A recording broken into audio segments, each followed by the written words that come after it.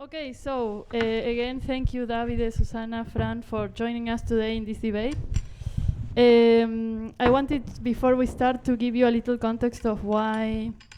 I mean, of course, it's obvious why we put these films together, but just to give you a little historical context on the history of the city of Buenos Aires and why these places are connected. The building that you see being demolished in the first film, it's a building that it's more not, I mean, not the center, geographical center of the city, but not far from it. And during the first presidency of Juan Domingo Perón, this was a project that was supposed to be Latin America's biggest children's hospital. So they were going to build a hospital to treat children and also, people who were pregnant, etc., etc. And when the coup, there is no word in English for golpe de Estado, no? The military coup, it's funny because they orchestrated so many, no? But they don't have a word for it. So when the military coup in 1955 ended the second presidency of Juan Domingo Perón, this project remained unfinished, no? And so this building started living a life of abandonment. No, it was first from the national state, then the city, and a lot of people started living there because it was a structure that could hold a lot of people who were homeless at the time. So it started to be inhabited, but it didn't have water, as Francisco was saying about Ciudad Oculta. No, it didn't have running water, it didn't have infrastructure to live, but people need to live, so they live there. And in the early 90s, when Argentina has the very, very, very neoliberal government of Carlos Saúl Menem, this building is demolished, no? And all these people who lived there were hundreds of families, I think 600 families lived there, a lot of which were migrants, equally as in Ciudad Oculta. They were moved, some of them, to El Barrio Carrillo, Ramón Carrillo, which is a neighborhood that you see in the news in the film, and in Ciudad Oculta, which is the neighborhood which you see in the second film, there used to be a building equally big. So when you saw this neighborhood there are two avenues that surround this neighborhood, no? When you saw the neighborhood from the avenues, you could see a structure similar to this, a little smaller, but equally tall, no? Like a big structure of an unfinished building, which was the same story, no? This started actually before, no, in the palace. It was a project of the socialist government before Perón, but Perón was going to make it the largest tuberculosis treatment hospital in Latin America. And this, when Perón, no, in 1955, this ended, and this building remained abandoned the same. So a lot of people inhabited it, and not so long ago, like 7 years ago, no, 2017. And this building remained like some sort of, the same, no? A big structure that was a trace of a time that didn't happen anymore. They didn't exist anymore. And this was, a landmark of this. You could see this from anywhere. And in 2017, when this building starts belonging to the city of Buenos Aires, which has been governed by the right for 5,000 years, I don't know, like 15 years, I don't know. 20 years. So the government of the city of Buenos Aires decided to demolish this and create the Ministry of Habitat, which is very, paradoxical, which is one of those smart buildings. So this place, which was used by so many people, again, was demolished by a neoliberal government. And these two structures that were such a big part of the history of the city, and how the different governments, or how the political history of the city manifested in urban planning, because the south of the city also has a terrible history of dictatorial urban planning, just disappeared, no? I think the film was shot after this disappeared. Yes.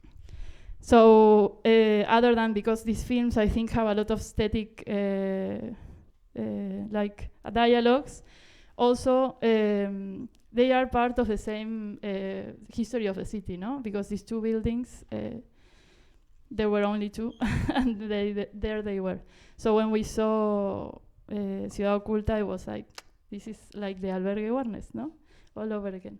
So I wanted to give you a little context on this, because as Maru was saying, no, now there is the worst that could happen, and now we keep thinking, how the city is going to be transformed, because every neoliberal government destroys cities, no? You can see it everywhere in the world, no? So what is going to happen to the city now? Who knows, no? So this is also, I think this program is a bit a reflection of how much of the political present really affects the structural aspects of a city. But after this long urbanistic rambling, I wanted to know, Susanna and Davide, your first thoughts about the film, and also regarding the two films together regarding this little history of chaotic Buenos Aires. Thank you that I'm here, that you invited me and I'm here. I'm really totally impressed. I saw the film at home. I saw it once and I was confused in the best way, because there were so many impressions of your what I got from your film. This filmic language brought me to something where I was in a best way distracted and stopped always. It was the very first sequence when you see like the soccer game and the fence and the national flag and the sound of a soccer game and the riot. So like, and I was like, oh God, what was like the soccer game? Of course, it brings you back to the World Cup in the 70s. You think about like how Germany related. So I was far away from your film. I was like more, I was disturbed by the reality in Germany now, what you think about boycotting strikes and something like that. I watched the film, stopped immediately, watched the film again, projected with a beamer on my wall, and watched it together first with the first one we saw and now with yours. And I think, first of all, congratulations. The choice of bringing them together for me was unbelievably good. So I thought it would be meant together somehow. And I would like to focus in my comparison of this, not only the content, but also the aesthetic. In your film, the soundtrack, how the sound was layered, speeded up and slowed down. And in the first film, how the images was. For example, I had in my mind that we had the last sequence where we see the people watching the destruction that was so much longer. So in my memory, it was almost 10 minutes and it was a couple seconds. So it was for me like aesthetically super interesting to bring them together. Of course, with the content. So that was my first impression. And just, I have to say, now seeing it streamed on a big screen, like in a movie theater, which is the right place to see this film, it even brought us more. So I was like, really like physical taken by your film in the best way. At some points I couldn't breathe. At some points I was really like, somehow nauseous, but good. It was like in the best way also how I have a physical experience with like horror movies or porn movies, when you just like have a bodily reaction. And I knew, because I saw the film before, that the aspect ratio was so dramatically changed at the end, at the last sequence. But here it really got me. I couldn't imagine like how strong it was, like that you put the last Murga like on this big screen and changed from 4 to 3 and like a different aspect ratio. It was my first impressions from the screening now, but we can go in much more in detail, which I would like to. Thank you for the film. Thank you very much.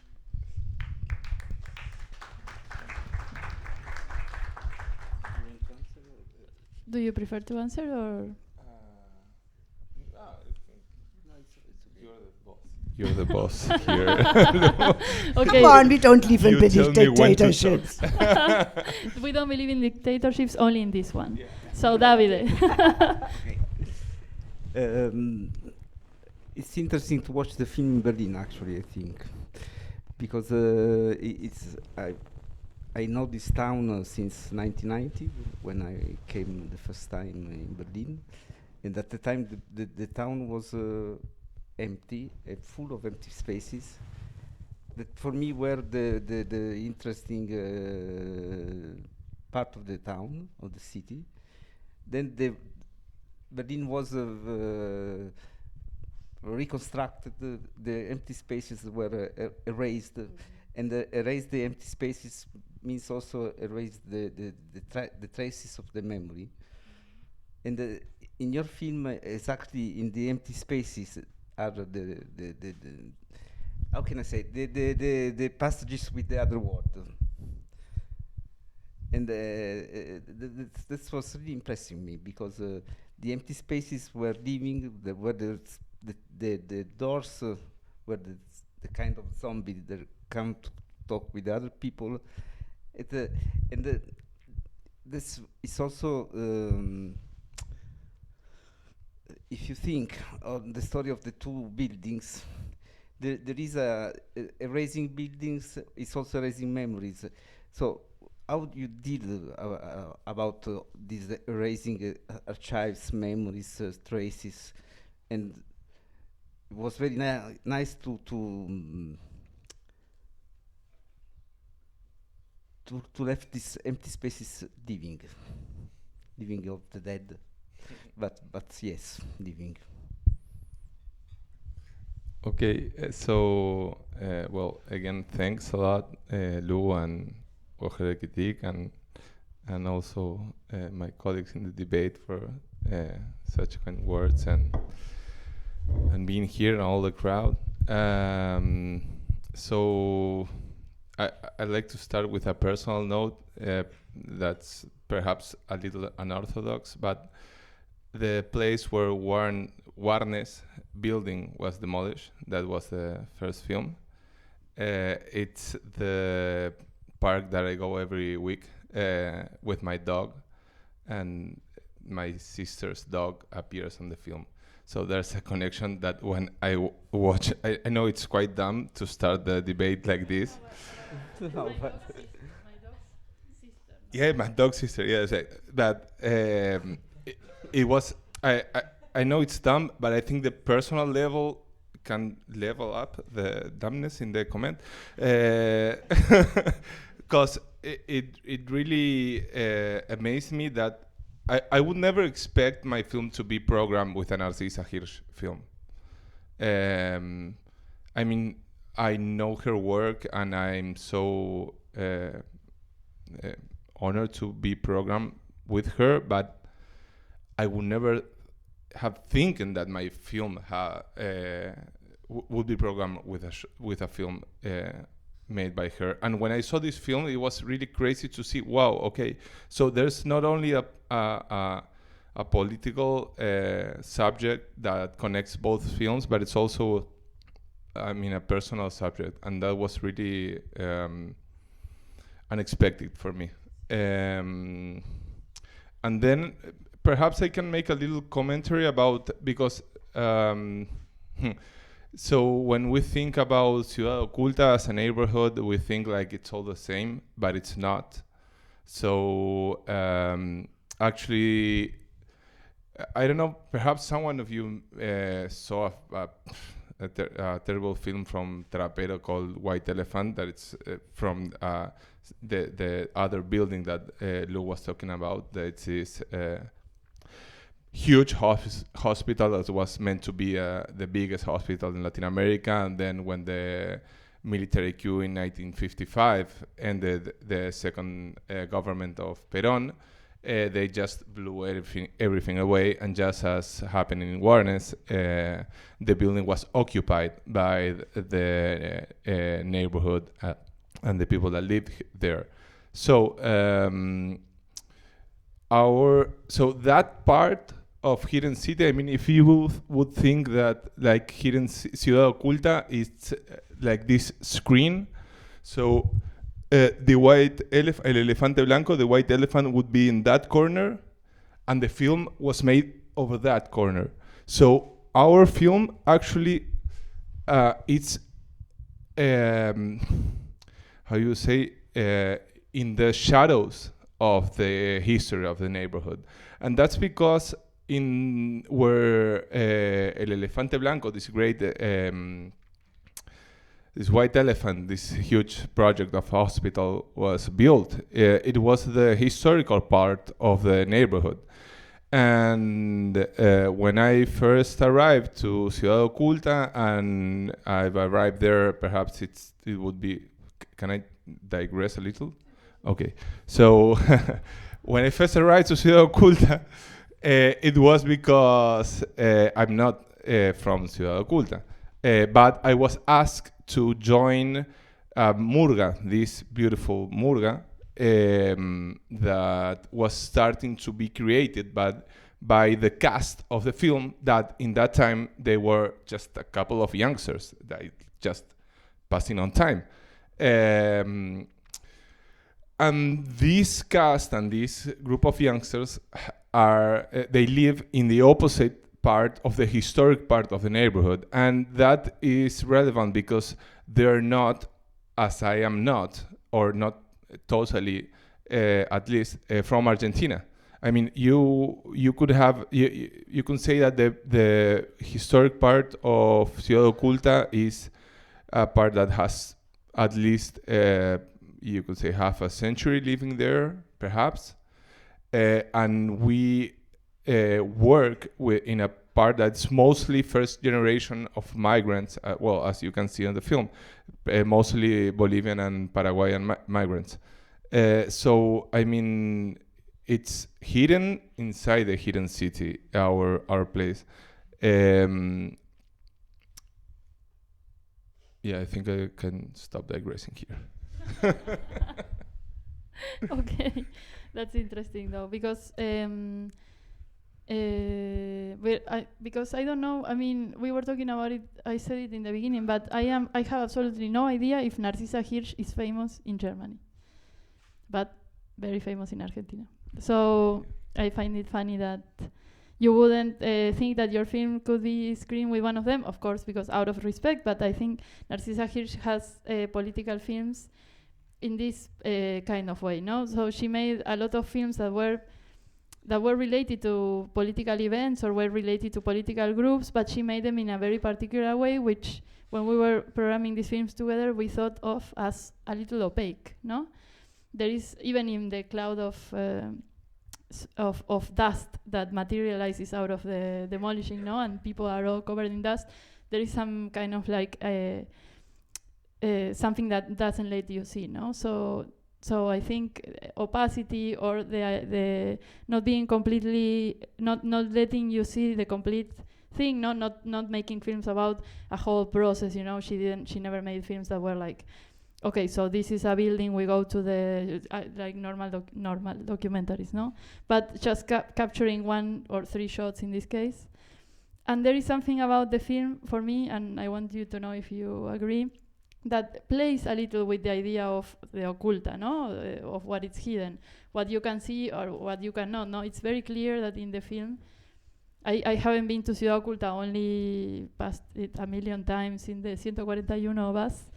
So I have a particular side of Ciudad Oculta in my mind, but there is a lot of showing you just a little, no? Like you can see this hallway, this open space, some houses, the police station, no? This very irregular police station, and the film and the film is very dark, no? In physically, no? Like when you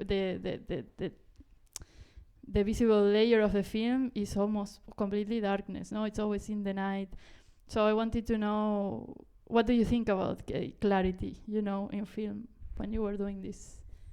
Okay, so, and I can talk a little about what Susanne said about the ratio aspect changing also at the end of the film. So in Argentina, when people go to film villas or slums, they go to show how the lives are in. I mean, it's National Geographic shit. It's like, I mean, it's not.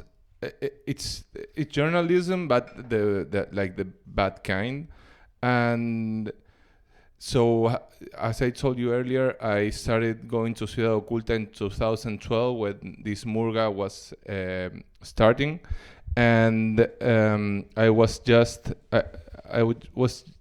just starting to work as a technician in filmmaking, like pushing cables and lights and stuff.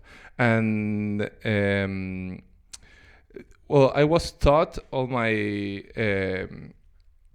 all the time that I was in the university that I had to have like a distance, right, an objectivity, and like you should have like a higher ground to get a better grasp of what you're making. And that was like so obnoxious, and I couldn't relate to that.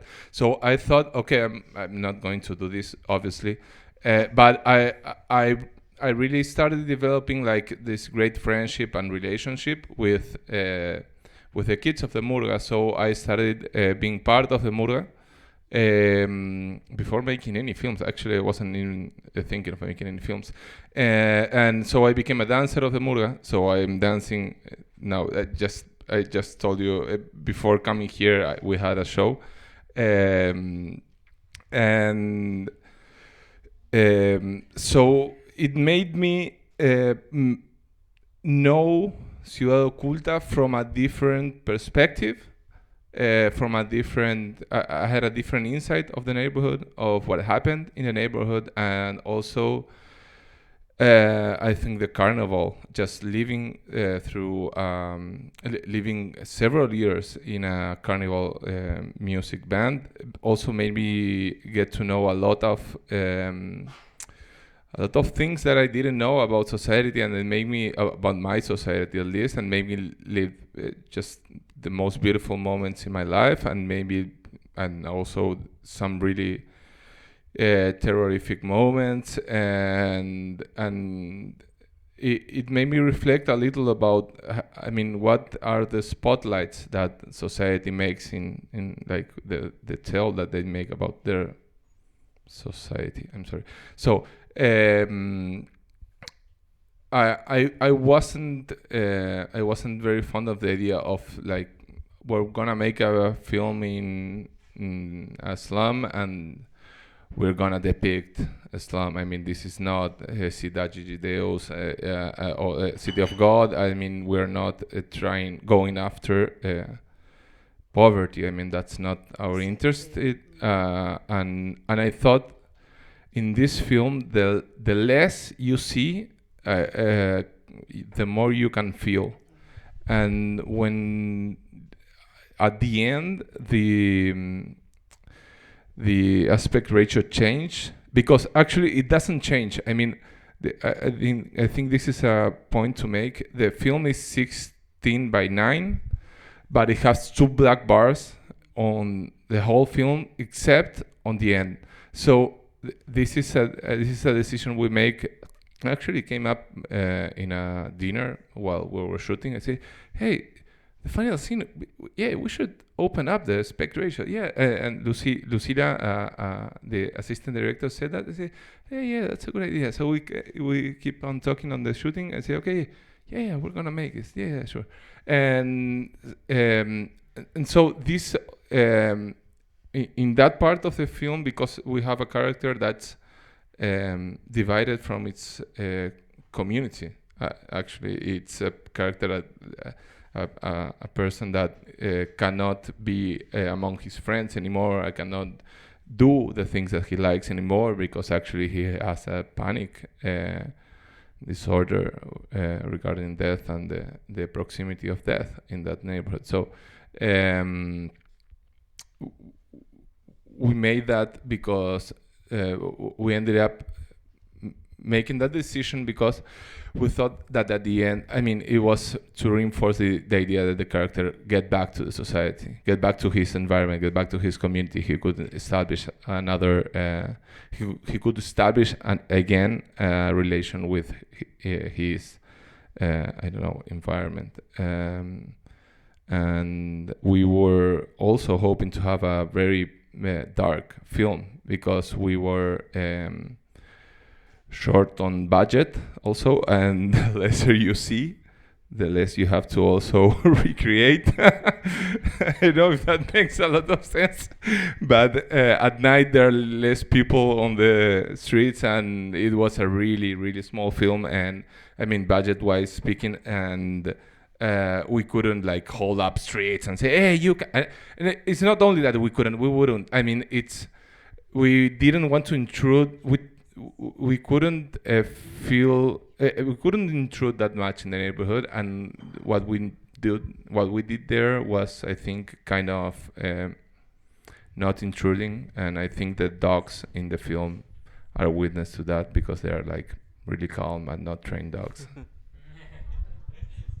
I like this question a lot about what you describe as the opaqueness, because I had the same feeling, and was it's a nice description how you describe what you see or feel more what you don't see. In both, like with the black bars, because it was really also making a place smaller or more condensed and also more opaque or like stuck in something. But it's so funny that you say it's dark, because the first notion I had on the film was the light. Because the light was so well, and I mean this as a compliment, and could be not read as a compliment, it was very theatrical. And in a good way, because it could go, for my taste, it could go so wrong. It could become kitschy. It was not at all. So for me, it was like, it felt almost like staged. In order to so be aware of what you described so beautifully, like this bullshit documentary who go for, I show you the real world of Islam. And that was like what really got me in this film so much, that you managed like to introduce us to a world which I try to describe in my entrance gets really physical and harmful in the best way, I think. And then when you talked about the places or the spaces or the empty spaces, it's really a question, because I thought that the spaces are not empty. First I thought, okay, the world of the dead is the dead people is a different world, but it's not. You shot on the same spots. You shot at the laundry, and this I think is so beautiful, that the dead is not the world of the dead, it's the dead in the world of the real, and the real in the dead of the world. And even more and more like striking or shocking, that the entrance to the dead world is the police station. I think that was genius. I like that, and then you make a short step when Jonas goes like in the other world. It's just like a step. You are at the same place, and you just like penetrated a fucking police door. It's so I really like this a lot. Okay, thanks.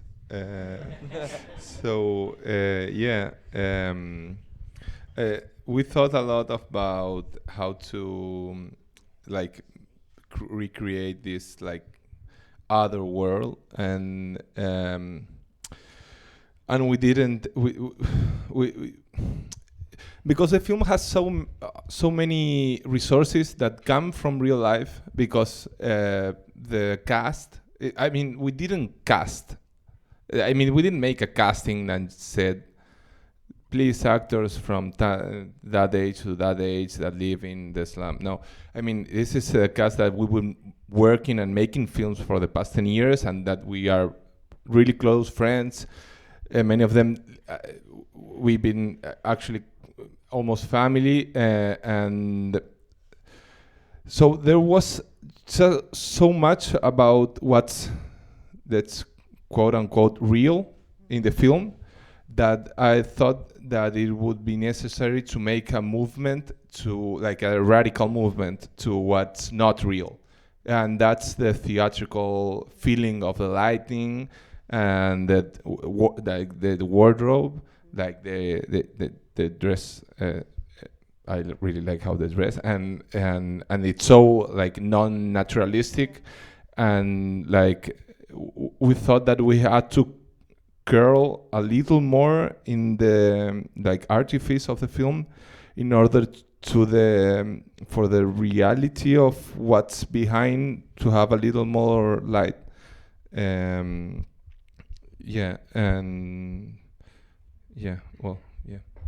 I was thinking also it's a kind of a pudic attitude to defend the barrio from the pornography of National Geographic.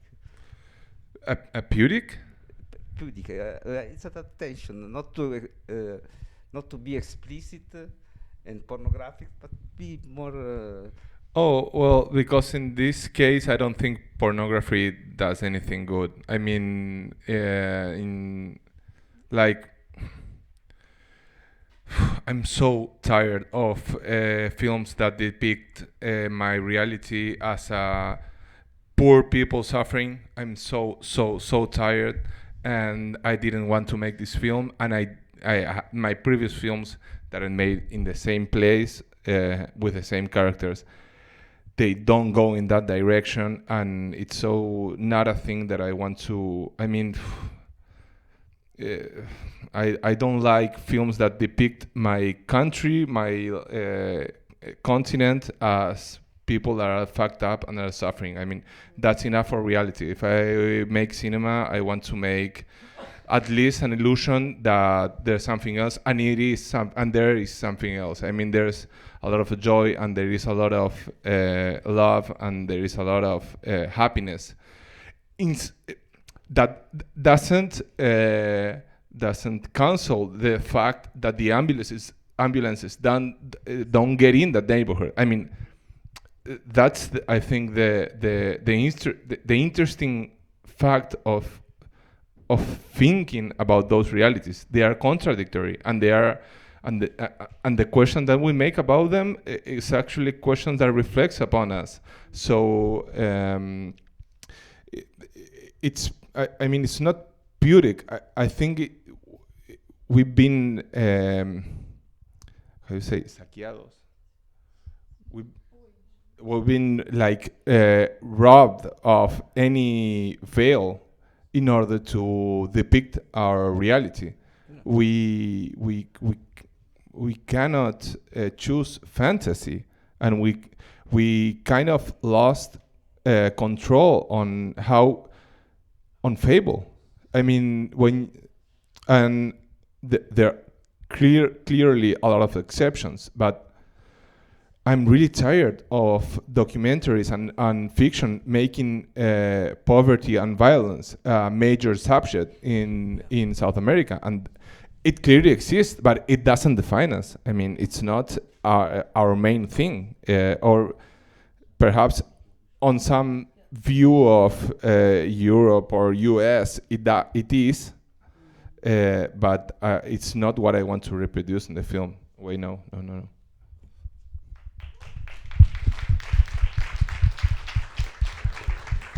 Well, any of you guys, what are your thoughts on this? The porn misery that usually it's true. It's things that are done either for Europe or for the US, or for the upper classes. No, but it's never something done horizontally. No, it's not never done from the people to the people. Can I ask a question about this decision about the cinematography? There was. If I read it carefully enough, it seemed that you always had like a static camera, and then there was this one super striking shot, also as shocking as changing the format, when he goes on the motorcycle, where you have a movement. So, what was the decision or the process to decide this? It worked for me very. I liked it a lot. Okay, so thanks for the question. Our previous films were made in a lot of haste, and this was a film thanks to the politics that were in my country that finance culture and film, that made us breathe before shooting. And so that allowed me, as strange as it seems, to place a tripod and place the camera on top. And that was something that I think I was provided. I couldn't do on my previous films, and I tried to. I wanted to make this film because again, I didn't want to make it dynamic. I didn't want to make it like oh, the camera can see anywhere. Oh, you can see like, oh, there's like this slum and there's a wall of the slum and there's the bathroom. I mean, I didn't want you just got to see what the film wants you to see, and that's it. And the rest you can make up in your mind. And that in that scene of the motorcycle, we wanted like to shake it up a little bit, just because we felt that the character was having a kind of a change. So we thought it would relate to what was happening with the character, but we didn't. I mean, again, it would be easy to make a handheld film in a slum with actors that are from the slum that are playing themselves, or at least for me it was the easy path to. I mean, you could sell that to Netflix and it would be thrilled, I think. And I don't know if that's the smartest move, but that was what I felt was correct. That it was just to make gestures that drive me as far as I can from that, and just try to like try to interpret what they would do in order to make not the contrary, but in order to like kind of conflict, because you always have to make a discussion with the hegemonic language. I mean, we live in a world that images and sound are consumed in a box that's made in the north, and I wanted to run as far as I could from that, and also don't make an artistic point, only an arty point or snobbish point about it. I mean, that's why I think the film has also like ghost story and slash the police and yeah, fuck them. So I mean, yeah, because it's actually all they do. I mean, they fuck with people and do coke. I mean, they don't do much more. Actually, the policemen say, hablan español pendejo de merda. Yeah. It's a bit the center Not of the pendejo de film. mierda, boliviano de mierda, which is like really, there is also this, the police is super racist, profiling everyone all the time, insulting everyone because they are not Argentinian, no? Because they weren't born in Argentina or they don't have an Argentinian ID, no? It's like the police, everything that do is profile, bother people, and do coke, no? And harass girls. Yeah, and I mean, we wanted also, as we were working on the film, to have like the policeman. I think it I don't know if it shows clearly. For me, at least it does. It's not part of the group. Yeah, And so we really wanted to. That was a cast. Well, a cast. I mean, someone recommended a friend of a friend, and then he ended up in the film.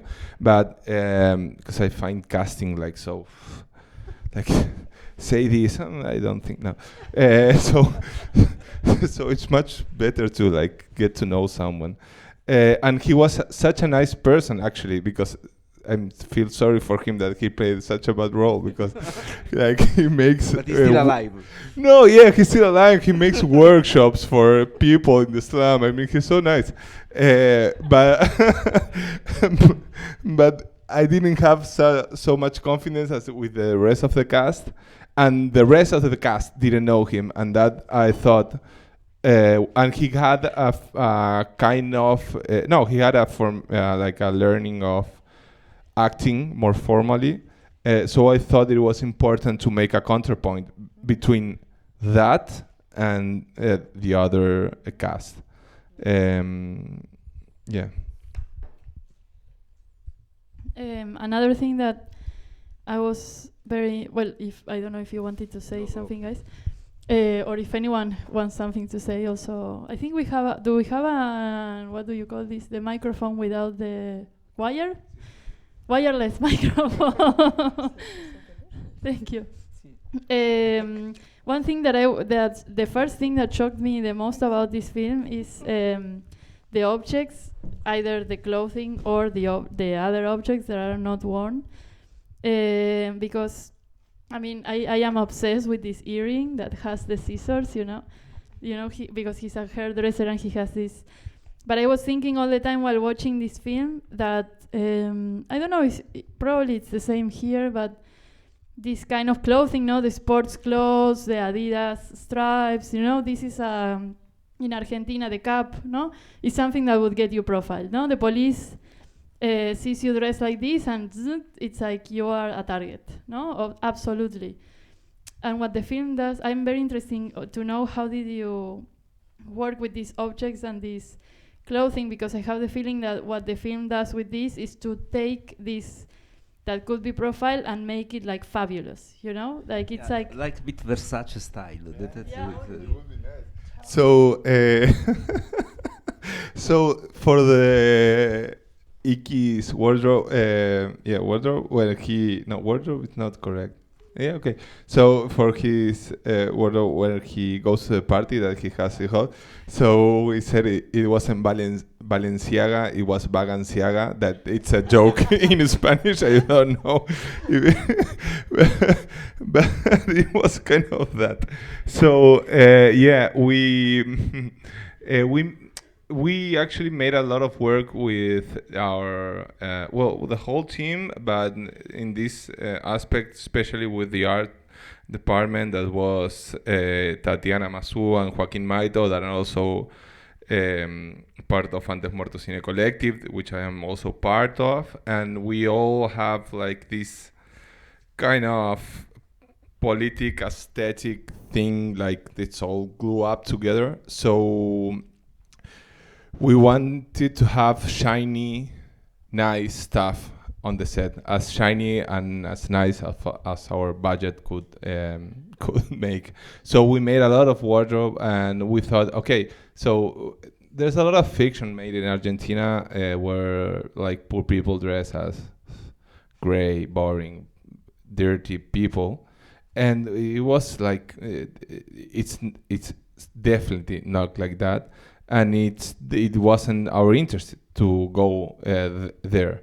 So we had a lot of work, like just, and also because of the murga, if I can talk a little about what a murga is in Argentina, murga is, it's what I hope you know what a murga is after the film. But if not, it's a carnival band, kind of band that dancers and have musicians, and they dress and it started at the beginning of the end of 19th century, beginning of 20th century, with slaves or people that made clean houses, and they used clothes from their bosses and the house owners. So there's a big like upside down in the murga feeling that we put on hats, and we put like these fancy costumes or dresses. It's not a costume, it's a dress. So and we put like this shiny, all like we are super rich in the society, and it's kind of a way to upside down the reality that happens in the other 11 months that are not February. So we try to also follow that path. That was like, okay, we are addressing, of course, marginality, and of course we are addressing neighborhoods that are that lack formality, but we should address this as a non-stigmatizing way. We should make you shouldn't feel pity. I mean, it's not. There's a lot of happiness, and that's something that I was also enlightened by being part of the murga. I mean, there's so much to to experience in those places, such a feeling of community and a feeling of friendship and a loyalty to what friendship is, and a loyalty to what the belonging of your neighborhood is, that you don't have in other places. And I thought that was a way also to put a light on that. When you talk about the upside downs, it's a question like the shots, the reflections, for example, and the water puddles also, there were often that you see a person upside down. Has this to do something what you're talking about?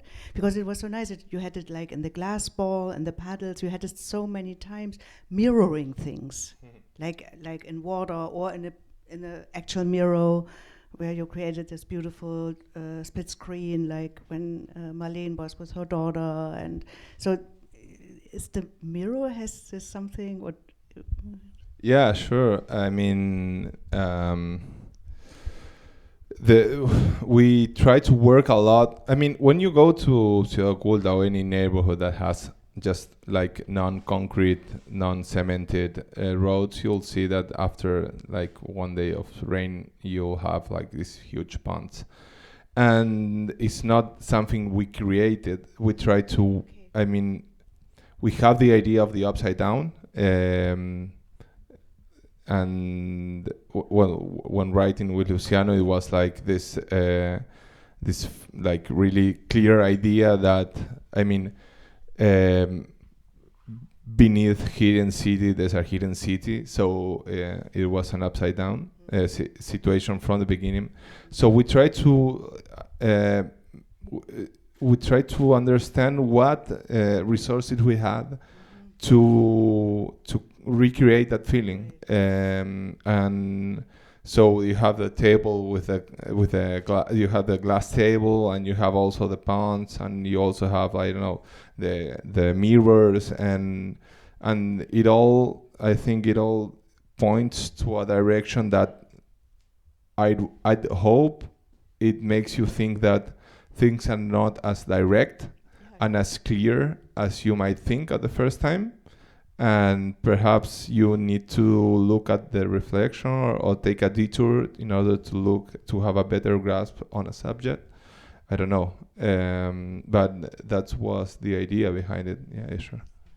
Which was also the technique of Fassbinder when he made the film theatrically composed. I mean, they're using the frames to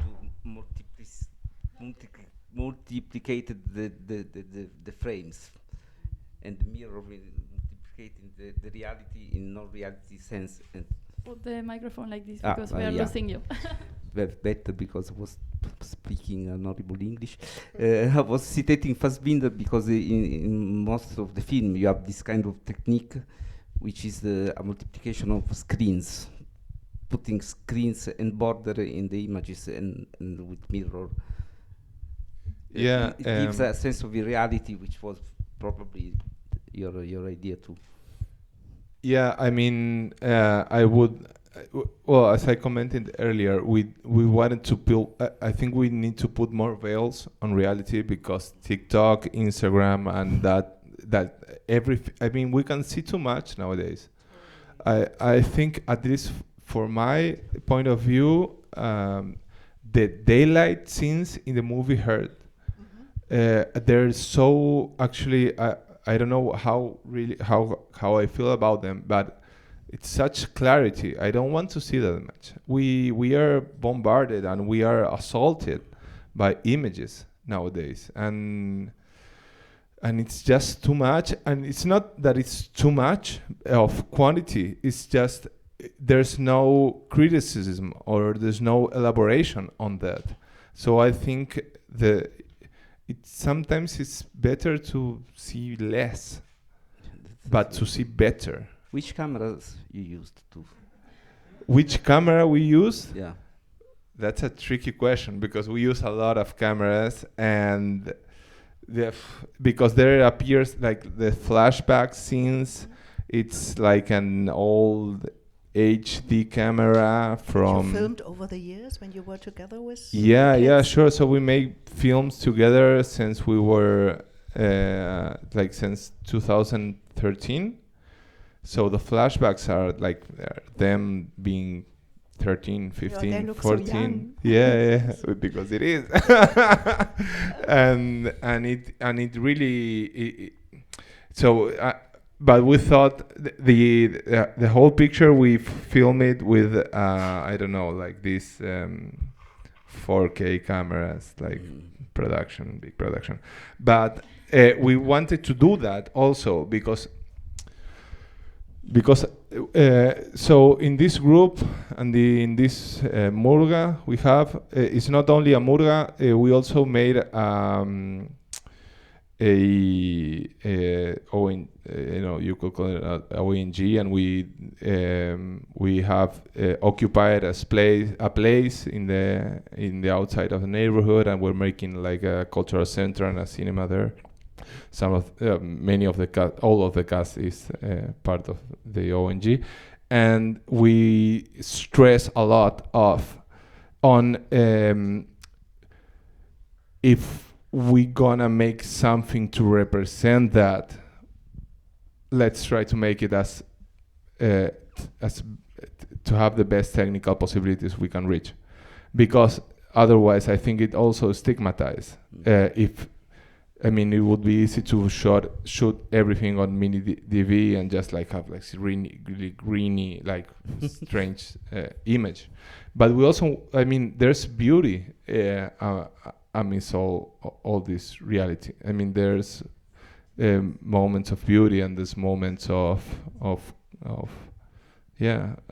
beauty, and we wanted to work with that, and that can be a conflict, I think. And I'm interested in that because when you go in a neighborhood like Ciudad Oculta and you are shooting with a camera that's probably worth, I don't know, $20,000. I don't know. That's probably it's more of what you can buy the whole block. Yeah. So that's a really uncomfortable place for me to be. And I don't want to run from that, and because I work with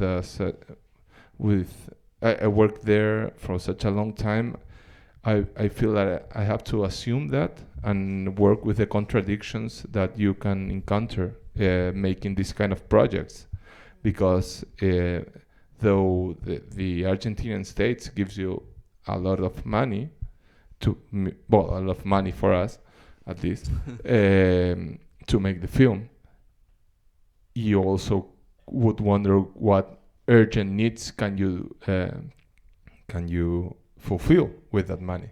So I think that there's a lot of ethics that you could that comes from techniques, for technical things. I think actually a question of which camera did you use? It's quite of a sensitive question for me, because in the development of the film, I really ask myself, do you have to film this film? Do you have to make this film with a camera that's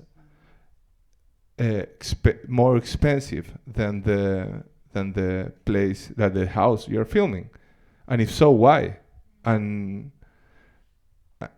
are your answers as good as your questions? So it's a question of respect also. No, yeah. In both senses. Yeah. So I don't have a clear answer, but I don't want to run away from that contradiction also. But your answer is to make a good film. Thank you. We have Luciano and Maru in the audience, writer and producer, and we have been discussing, what is in the film and what is not. You defined a lot the film about regarding what you didn't want about the film in order to make what you wanted of the film. So I was wondering with Luciano, how it was to write this film, thinking of both these things, like what you wanted to do and what you didn't want to do. And Maru, I was wondering all the time, because it's an ethics of production, no? This is, the production of this movie, if Maru told you the budget in euros, though, you would be very surprised. Because, I don't know, the currency doesn't exist anymore almost. But, no, but it's very low, and so, You know, when we were in the conference at the beginning of the Woche der Kritik, there were people talking about independent films that were financed with 4 million euros or something like that. And how much was this, more or less?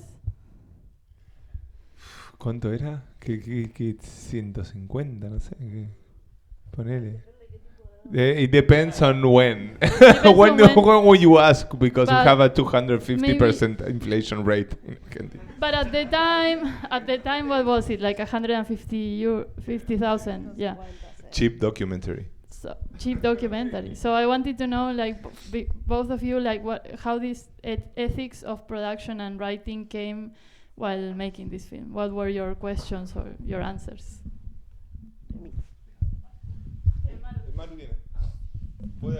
Que hable ella y le traducir.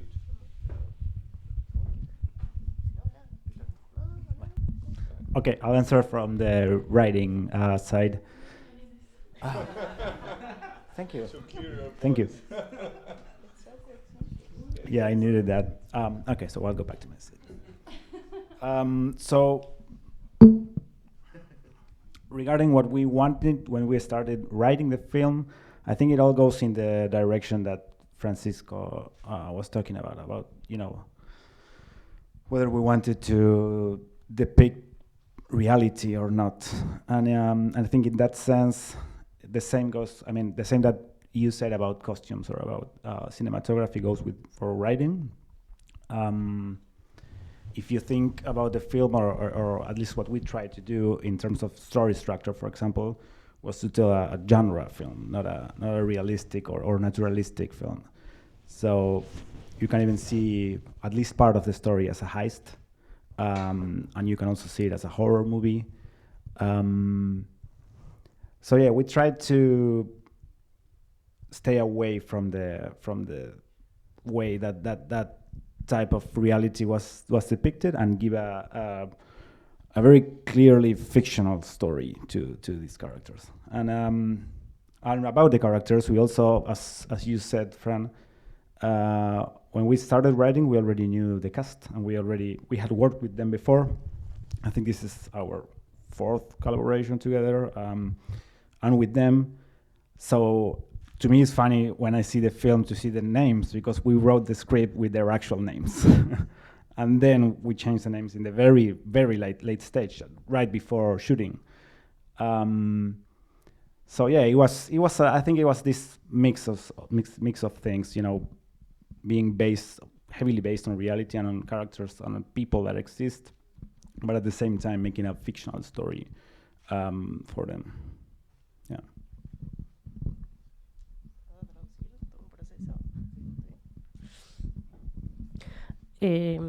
Volviendo un poco al tema que para nosotros parece un chiste, el tema de los presupuestos, de hecho en comparación con los números que se manejan, por ejemplo, acá,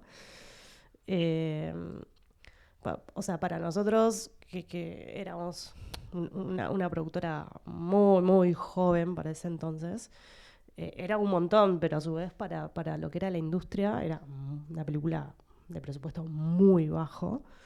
Que sí, uno, como si toma la referencia de ese dólar en ese momento, te diría que fueron $142.000, una cosa así. Pero sí, o sea, lo increíble es que si yo hoy eso lo paso a $1 de la actualidad, son $36.000. O sea, es la nada misma. So regarding budget, even though it sounds like a joke when we talk about it, it wasn't for us. We were a very small and new company back then, and for us it was a lot of money, but it wasn't really. And back then it was about $142,000. But because of the inflation rate, if we had that same money today, if we had to make this film with the same amount of money today, it would be around $36,000. Y un poco por ahí, ya como metiéndome en el proceso en sí de lo que fue filmar también, de hecho en Ciudad Oculta, ¿no? Veníamos con todo un proceso anterior que lo hizo un poco más sencillo, entre comillas, Pero también un poco creo que el modelo de producción responde, de hecho, al modelo de tipo de película que hicimos, ¿no? Digo, no teníamos un presupuesto para contratar a, no sé, ¿cuál es el actor del momento? ¿Darín? No, Darín no. Digo, éramos muy conscientes de eso también, ¿no? De hecho, una de las grandes discusiones que tuvimos, digo, fue una película que pasó por muchos procesos de desarrollo y de producción, pero me acuerdo que una de las discusiones era que por ahí a veces nos planteaban, bueno, vamos a hacer una película con 5 camiones, un camión de luz, un camión de gripería, otro camión. Y es como, no es esa la película. De hecho, rompía la película literal, ¿no?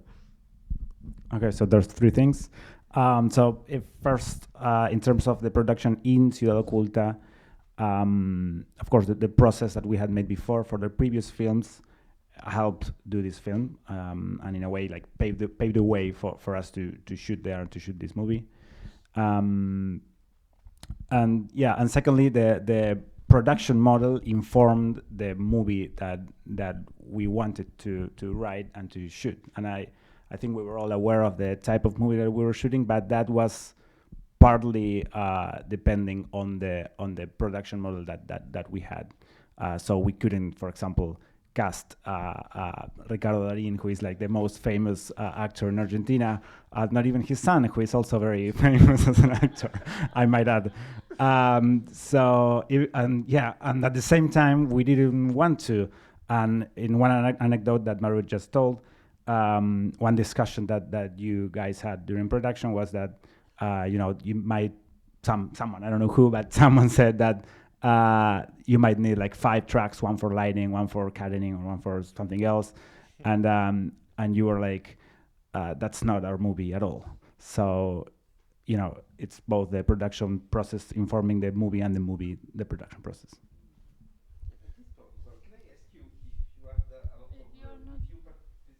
I think it's apagado, off. Sì, avevo spento.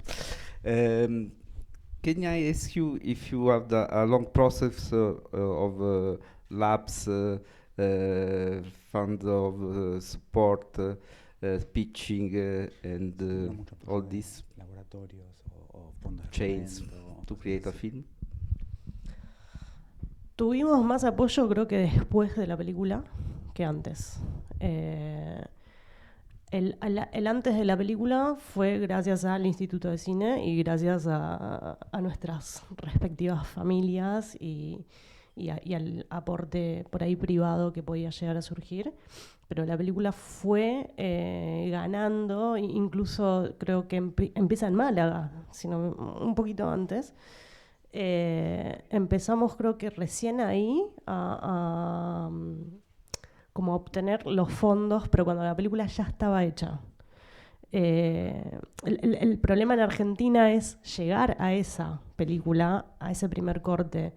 Es bastante complejo, pero un poco por eso también hoy vemos la película y nos llena como de mucho orgullo, de mucho amor, porque realmente pusimos todo de nosotros y la película empezó a obtener fondos cuando ya lo habíamos dejado todo.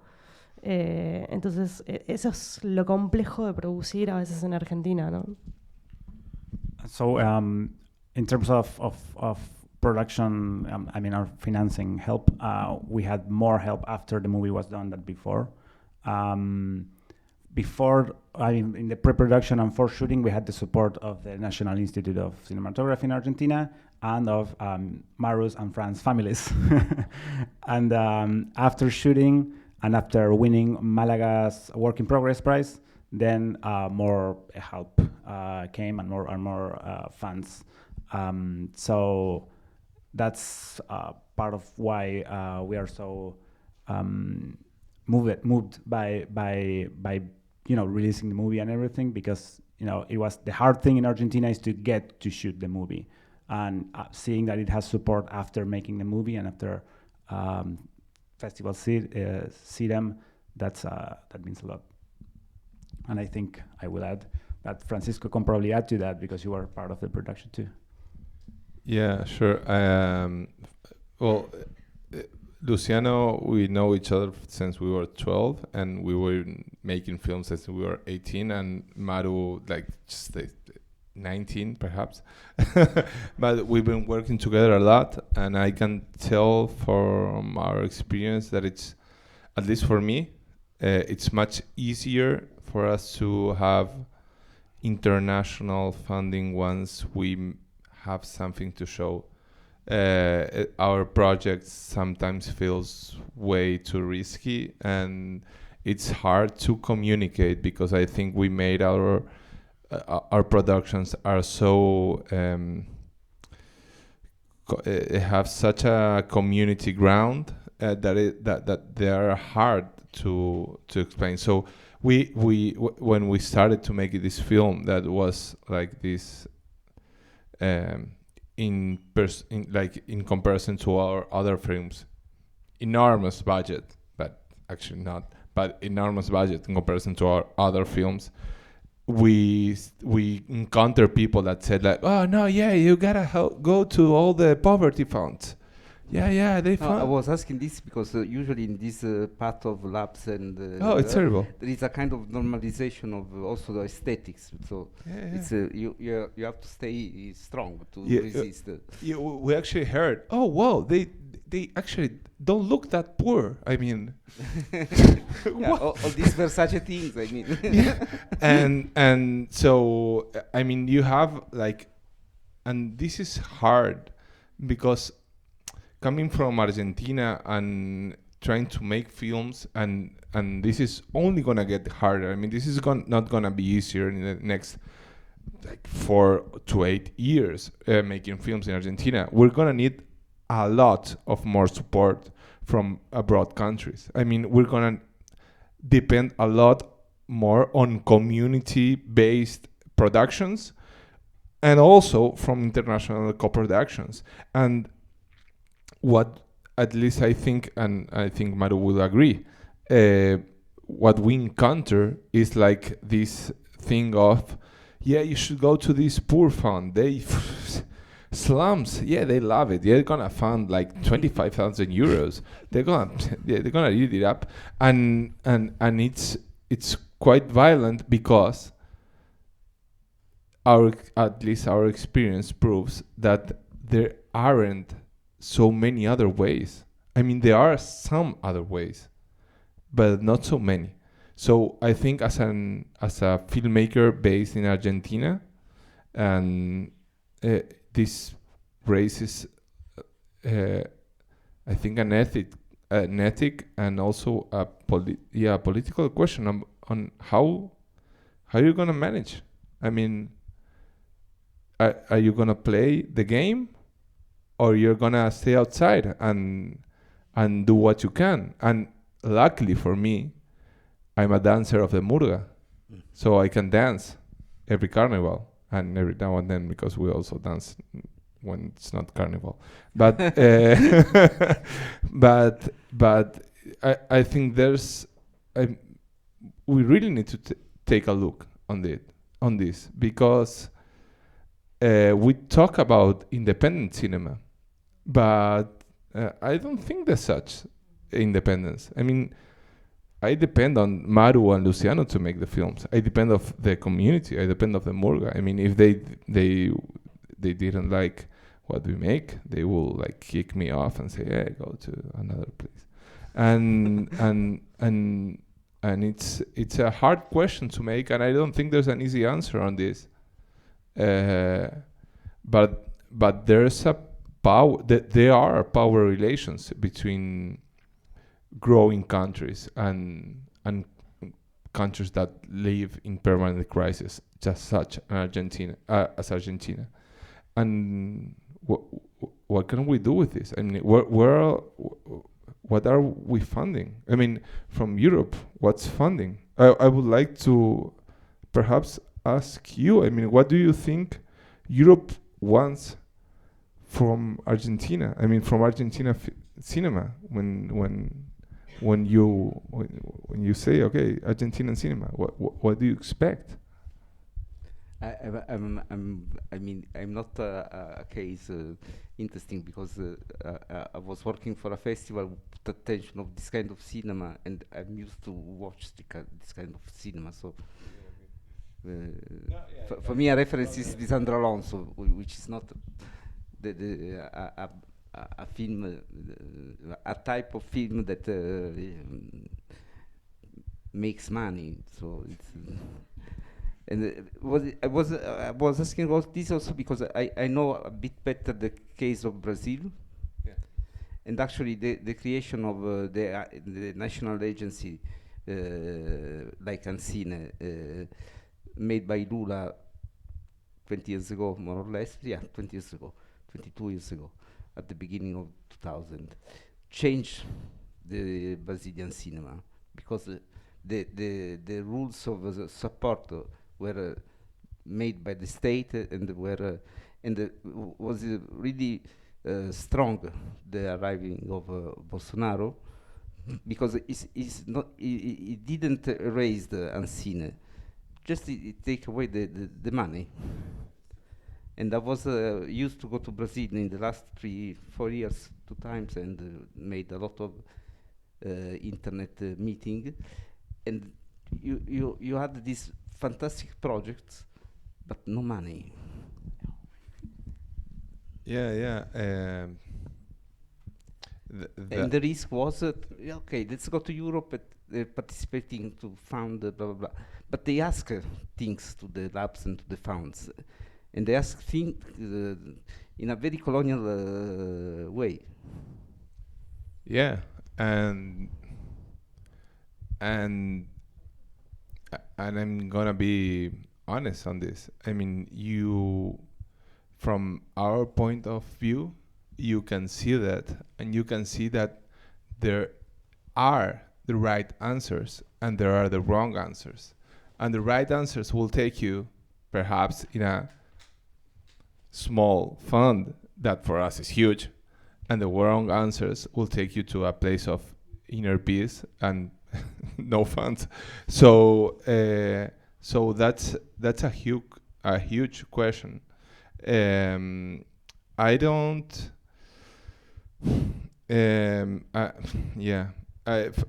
What happened in Brazil, and for example, because Brazilian society, I think it hasn't changed so much in the last 20 years. And in Argentina, we have a structural change of our society in the last 20 to 30 years. I mean, we have an amazing cinema law that regulates how cinema has to be funded, and it's really amazing and it's really progressive, and it has a lot of consequences with unions, and it's like, if you read it, it's really great. But the thing is, I think it's got it hasn't been updated, and in Argentina the society has been extremely informalized, and this is a major problem. I don't know if Maru wants to talk about this also as well. But this was like a major challenge in Argentina to make this film, because what you have in Argentina, perhaps you have like, I think it's hard to understand from this point of view, but you have perhaps 40% of the economy informalized. And informalized is that you don't, I don't even know if that word exists, but you don't pay taxes, you don't, like, you depend of public welfare. And what this film made us see is that if you get public money to employ actors and people that depend on welfare, you're gonna be, because of the Argentinian legislation, you're gonna be cutting their welfare and they won't be able to get back. No. So this and as these many things. Just one more example: minority. When we the film in the original script we wrote with Luciano, they had, I think there were 3 childs perhaps, and I think this illustrates well the situation. You have a minority agency in Argentina that, I mean, everybody can agree on that it's important to have childs when they are on set and working be controlled. But they asked for all the documentation, both parent and mother present, or another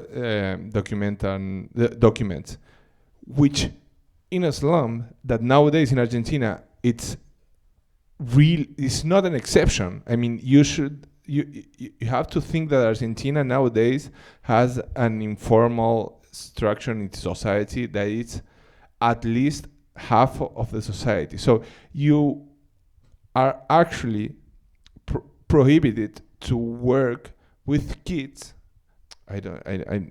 To have kids on the film, and that was a major problem with us.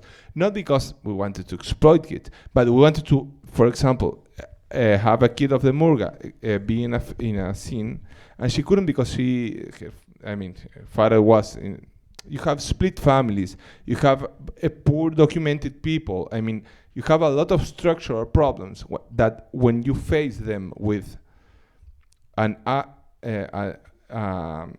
a legislation that it's 30 years old in a country that has changed its social structure, it's not easy to meet. And so I think this is also a major problem making films in Argentina. How you can manage to do both, or you can make like these really bourgeois films in upper middle classes only with white people from Argentina. In fact, coming back to the film, the obsession of the policeman was the lack of identity document by Jonas. Jonas doesn't have an identity card, and that was his problem. Yeah, and it's not like, whoa, that's so strange. No, but birth certificates, you can find them. Oh, you can find of course, like fathers. Oh, where are they? I mean, fuck them. They go to nowhere, and this really, I mean, at least for me, that I'm from there, and I like to work and make my films there, and I like to be questioned by these matters. This raises a lot of questions on how do you manage to balance. Well, now there's extreme right, so this question doesn't exist anymore because there's no more funding. But if there was more funding, how can you balance this equilibrium from informality and the obligation of formality? And this is a major question for us. No sé si Maru, ¿querés hablar un poco de lo que fue la informalidad y la formalidad? ¿O no? No, si no, tranqui. Si querés, Maru. No, si... Fue muy, muy complejo. Complejo en el sentido de que cuando uno recibe dinero o un financiamiento por parte de un instituto, que a su vez responde al Estado, uno tiene que justificar todos esos gastos, ¿no? Y nosotros estábamos adentro de un territorio que era muy informal. Continúo. Yeah, it was extremely complex and difficult because when you get a fund from a state-owned agency, you have to basically show what you are spending the money on, and we were working in a area where that wasn't possible. Para nosotros, o sea, teníamos que generar recibos de sueldo, pagar cargas sociales, por ejemplo, que es una legalidad en Argentina. Y estábamos en un espacio donde había casi un 80%, por no decir más, que recibe ayuda estatal a través de un plan. Y si nosotros blanqueábamos que ellos estaban trabajando, perdían el plan, o sea, perdían su subsidio, ¿no? Yeah, so we needed to provide the people working in the film, for example, the cast, with payslips and with social security funds and stuff. And but that was difficult because those very people, they were receiving welfare checks and welfare plans from the state, and if we gave them or if we printed payslips, and that would show that they were working, and if they were working, they wouldn't get the welfare checks anymore. So in that sense, the formality worked against us and against them. No, la solución ahí fue reunirnos con todos los sindicatos, explicar qué tipo de película teníamos y respetar un poco también el espacio y las personas con las cuales estábamos trabajando, porque nosotros estábamos yendo a filmar una película y ellos no son actores, o sea, su vida y su trabajo no va a ser, no van a ser actriz o un actor o lo que fuese. Entonces no íbamos a perjudicar nosotros la vida cotidiana de ellos. Entonces lo primero que teníamos ahí muy presente era el respeto hacia las personas y con las personas que estábamos trabajando. So what we had to do is we had to meet with the unions and explain the type of movie that we were doing and the conditions we were making it in, and basically, explain that the actors, the cast, and some of the crew were not building a career in this. They were not professional actors, and so in this way we wouldn't be harming them if we were not working in a formal environment, because that environment didn't exist, basically. That's it. Sorry guys, but I just realized it's 11:30 p.m. So yes, so we have to. Sorry that I didn't open it for answers, but the good news is that we are going to a bar very close by that is called Hackesche, and we can continue our conversation there if you want. And if you have questions or comments, we'll be also in the hall for a little while. But let's all go to the bar. But first, a big applause for the guests tonight.